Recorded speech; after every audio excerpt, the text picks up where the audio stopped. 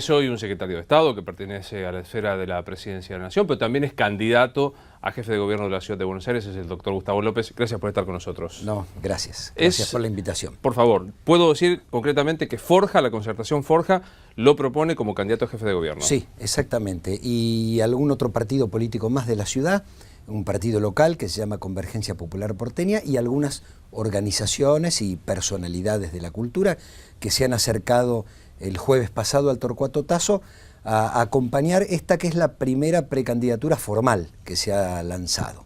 ¿Esto es con independencia del gobierno nacional, con el auspicio del gobierno nacional? No, en principio yo soy una persona del gobierno nacional en el gobierno nacional, pero esto es con independencia del gobierno nacional, aunque mi precandidatura está dentro del Frente para la Victoria. Es decir, no es que el gobierno apoya a alguien, sino que el gobierno ha dejado libertad de acción en los distritos. Yo trabajo en el gobierno nacional y para el gobierno nacional en sus políticas públicas, pero en mi distrito he lanzado una precandidatura y además anticipé mi intención de pelear a través de las PASO dentro del Frente para la Victoria. La idea es llegar a esto, utilizar la herramienta de las PASO como un modo de dirimir democráticamente la candidatura. Sí, me parece muy bien. Las PASO ahora son obligatorias en la ciudad a partir de diciembre, con una característica distinta a las nacionales. Solo se elige jefe de gobierno, no jefe y vicejefe. Es decir, como a la uruguaya o a la norteamericana, las internas abiertas. Es decir, el que gana después elige quién lo acompaña. Lo cual tiene una cuota de razonabilidad, sí, ¿no? O sea, sí. Sea para consensuar con el resto de los espacios políticos, sea por una cuestión de estricta confianza del candidato, me parece que está bueno eso. Sí, ¿no? Absolutamente, y además los que compiten después no quedan afuera, sino que son parte. Cuando Mujica le gana a la interna Astori, lo que hace después es integrarlo y lo elige de compañero de fórmula. Me parece que es una buena manera de competir. En su momento lo había ensayado en los 90 la Alianza, cuando Fernández Mejide de la Rúa. Fernández Mejide de la Rúa, pero acá ya es formal, esto es, compiten las cabezas y después se hace la fórmula. Hoy la sensación es que al kirchnerismo o al pan-kirchnerismo o al filo-kirchnerismo, no sé cómo llamarlo, le cuesta incorporarse a la ciudad de Buenos Aires. Es el electorado probablemente más reacio de los grupos urbanos. Si es así, ¿por qué?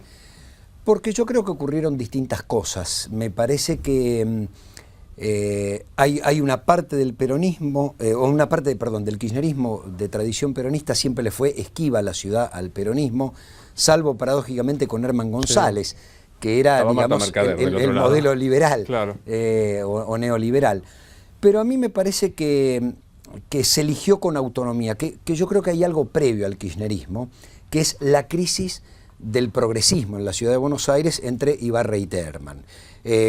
Macri gana como consecuencia de esa crisis, y el kirchnerismo también representaba en ese momento el progresismo. Hay que recordar que Kirchner apoyó la candidatura de Ibarra contra Macri, también la apoyó Carrió, la apoyaron un montón de sectores en ese momento del arco progresista. Hoy no todos están del mismo lado, no todos son progresistas, pero me parece que hubo una crisis.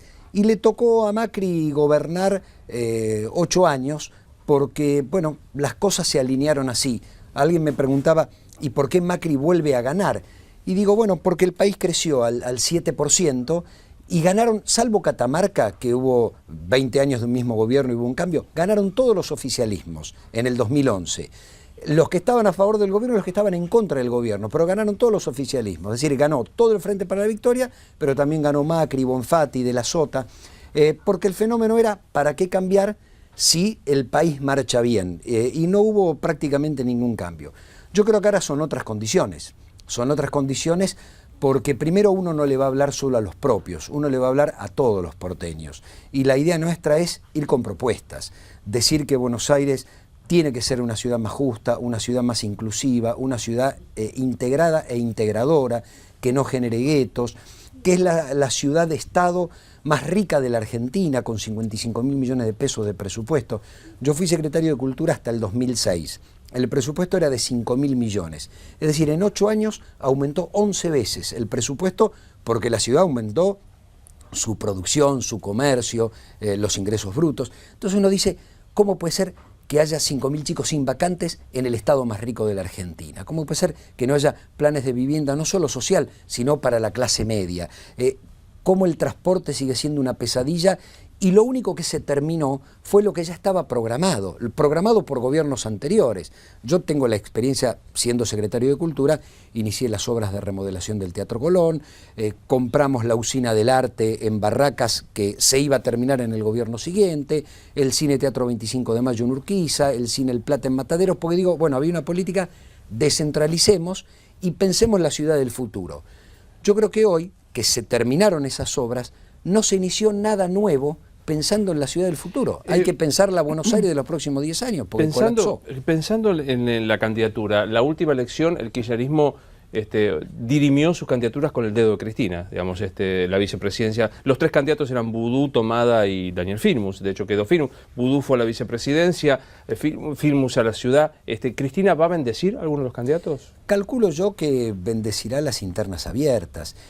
Acá hay un proceso de liderazgo político de la presidenta de la Nación, que eso no se extrapola, que eso no se hereda, ni se transmite por escribano público. Los liderazgos políticos son liderazgos políticos, ella lo ejerce y lo va a seguir ejerciendo de un sector de la política del Frente para la Victoria cuando deje el gobierno. Es como Alfonsín con el radicalismo, dejó de ser el presidente del radicalismo y era el líder radical, aunque circunstancialmente el presidente del radicalismo era otro. Ahora, en el año 2011 había no solo reelección, sino una diferencia entre el primero y el segundo de casi 40 puntos, 54% de los votos. Hoy el escenario es distinto, las PASO son una herramienta, y más allá de cómo se dirima o de qué forma la candidatura presidencial, que es, digamos, la continuidad del modelo por lo que se disputa realmente, en cada una de las provincias ya hubo pasos. No hubo en la ciudad de Buenos Aires, claro, y me parece que es el mejor mecanismo. ¿El kirchnerismo se agota con Cristina el 10 de diciembre del 2015? No, yo creo que en todo caso, digamos, lo que no se agota es el proyecto nacional, popular y democrático, que ha tenido en el siglo XX en Irigoyen y en Perón dos grandes representantes de un hilo conductor, y yo creo que lo ha tenido a partir de la recuperación democrática, además de la actual presidenta, en Alfonsín y en Kirchner.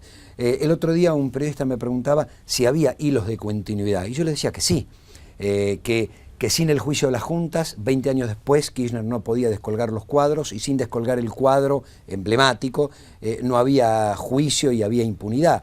Sin el intento de renegociar la deuda externa, que fracasó en la época de Alfonsín, porque el contexto era otro, 20 años después no se hubiese podido renegociar la quita. Sin el intento del Grupo Contadora, hoy no teníamos UNASUR. Entonces, hay continuidad de políticas, como también las hubo en Menem y de la Rúa, continuidad de políticas. Entonces yo creo que lo que ha sucedido es que apareció un liderazgo, primero con Alfonsín en el 83, después con Kirchner en el 2003, que hoy lo continúa Cristina, de un espacio de la política nacional, popular, democrático y progresista, lo podemos llamar así, que lo sintetiza el kirchnerismo.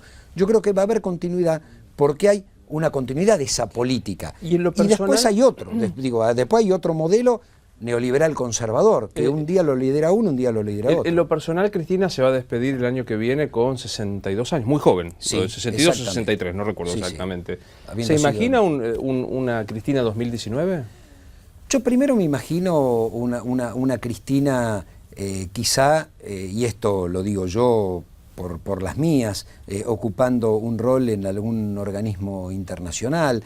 Me parece que va a ser una persona que va a seguir influyendo y mucho en la vida política argentina porque ha generado liderazgo. Vuelvo a repetir, eso es muy difícil de generar. Pero no senadora, no diputada, no se la imagina. No, en principio no me la imagino de esa manera, me la imagino liderando un proceso.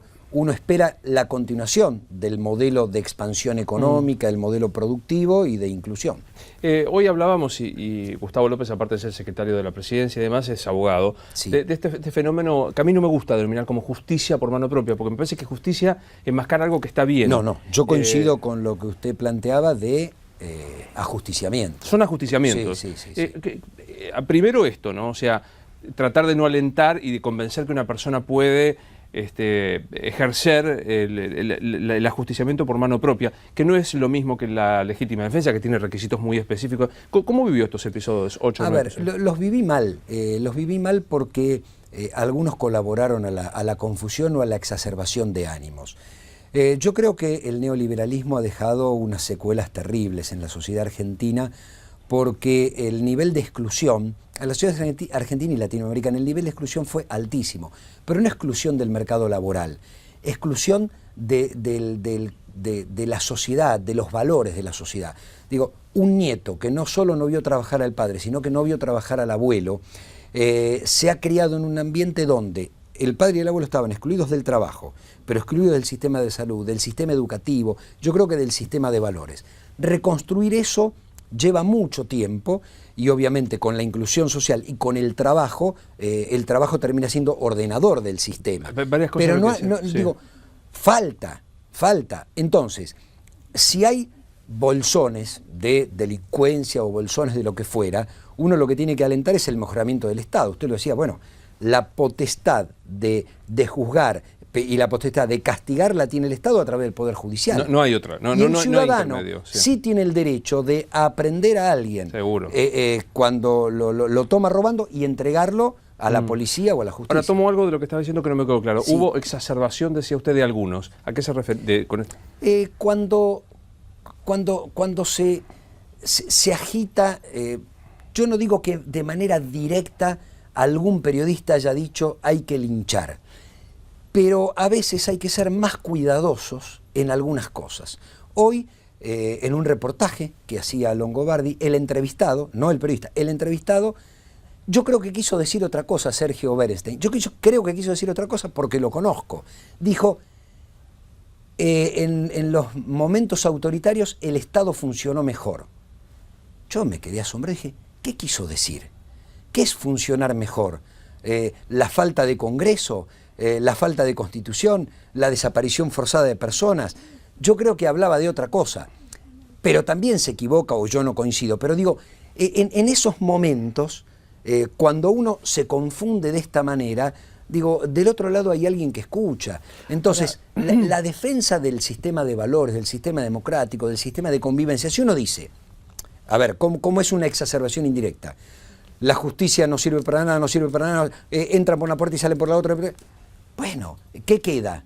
Agarrarlo y lincharlo. Digo, porque se va generando esa situación.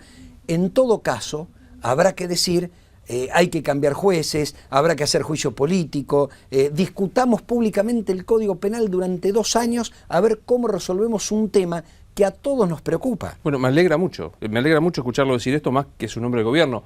Algunos se han enojado, Aníbal Fernández, Jorge Capitán, dice, no hay nada que debatir porque no hay anteproyecto de Código Penal. Bueno, sí lo hay. No hay todavía proyecto. Pero está bueno, digamos, hay que abrir, o sea, no hay que aprobar, y en esto reconozco, Gustavo, el kirchnerismo es bastante reacio a abrir en el pero Congreso. Voy a lo siguiente. Hay un anteproyecto que yo no lo leí. Yo no lo leí el anteproyecto porque me parece que corresponde que el Poder Ejecutivo decida el texto definitivo del proyecto y lo mande al Congreso. Y ahí es el debate. En el Congreso es el debate. De lo trascendido periodísticamente, como abogado, Sí. ¿tiene opinión formada? La única duda que tengo yo es el tema de la reincidencia.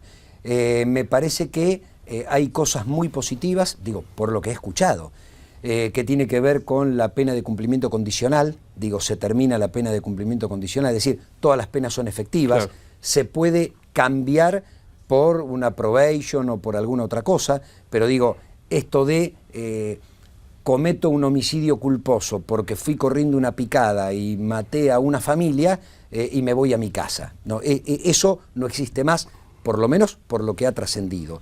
Y una gravedad de las penas de los delitos económicos, porque bueno, digo...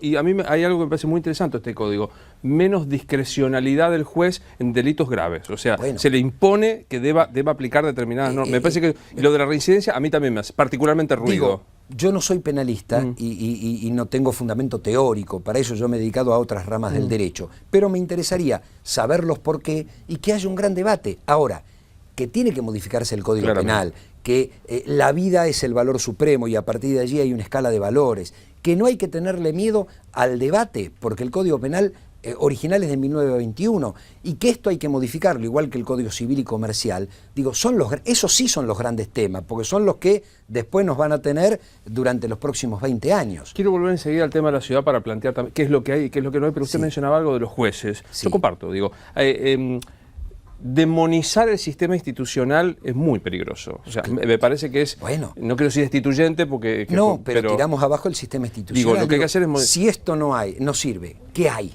Sí. Ahora, por ejemplo, con el tema de los jueces, ¿tiene opinión formada? ¿Cómo reacciona frente al episodio Carlos Liuzzi, Norberto Yarvide y lo que ha pasado? Y a mí me parece que, digo, sin abrir juicio de valor, nadie le pidió al juez que detenga ningún procedimiento. A ver, yo no sé lo que ocurrió, yo sé lo que el juez dijo que ocurrió. Y lo que el juez dijo que ocurrió es que le denunciaron un delito. Entonces lo que hubiera correspondido, si le denuncian un delito, es hacerse presente en el lugar de los hechos. Digo, todo lo de... O enviar un funcionario de su juzgado o demás. Es así, es decir, el juez, digo, vuelvo a repetir, no sé lo que pasó porque el juez dice lo que pasó, que tampoco sé si es cierto o no, pero lo que él está denunciando es que alguien le dijo que se estaba cometiendo un delito. Bueno, su obligación era ir allá. Entonces, si frena un allanamiento ordenado por él mismo, es solo responsabilidad de él. Digo, me llamó la atención y no sé qué pasó ni por qué lo hizo. Digo, en el marco de ¿no? De pensar de sí. fortalecer las instituciones. Macri gana en la última elección, en la segunda vuelta, con el 65% de los votos. ¿Cómo va a ser recordado Mauricio Macri en estos dos periodos? A ver, para mí es una gestión muy, muy chata.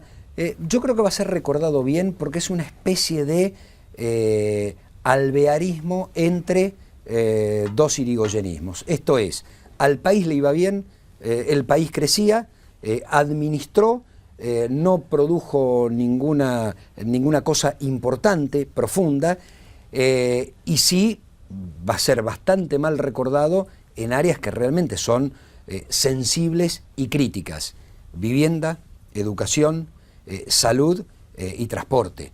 Entonces, yo creo que es un ni una cosa ni la otra, pero yo, sin ofender a nadie, lo llamo menemismo por goteo. Esto es, no pudo arrasar con todo porque el contexto nacional no le daba, pero ha lesionado algunas instituciones centrales que siempre han funcionado bien, como la educación y como la salud, y no ha hecho nada en otras que se requerían hacer porque el mundo va creciendo. Y digo, transporte inauguró las estaciones que estaban ya pensadas de la época de Olivera.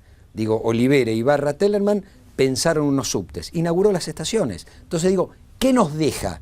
Nos deja una ciudad colapsada, una ciudad con faltante de 10.000 vacantes en las escuelas y con hospitales que solo funciona bien la emergencia. Esto es, si a nosotros nos pisa un colectivo en la esquina, el SAME y la urgencia en La Guardia funciona. Ahora, si alguna persona pobre se tiene que operar de vesícula, tiene que esperar un año. ¿Y qué se le da bueno de Macri? No, yo creo que yo no rescato muchas cosas. Lo del Metrobús es una idea. Digo, la bicicenda sí me gusta y hay que hacerlas mejor, discutirlas, ampliarlas. Yo creo que lo del Metrobús es una idea. Yo creo que ha pasado de manera intrascendente su gestión, porque fue un trampolín para otra cosa. Nosotros queremos gobernar la ciudad porque queremos cambiar la ciudad.